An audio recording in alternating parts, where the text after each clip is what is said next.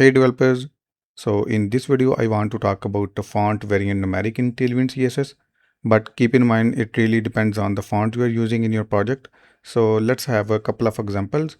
So as you can see, I have 0 to 9 numbers here and 1 over 2 and 3 over 5 here. So if I go to the browser, here is the output. So you see 0 to 9 and 1 over 2 to 3 over 5. So let's try to use the first class, which is oldstyle-nums. So if I save this and go back to the browser, as you can see, these have been changed to old style numbers. And let's have another example. So for these, you can use diagonal fractions.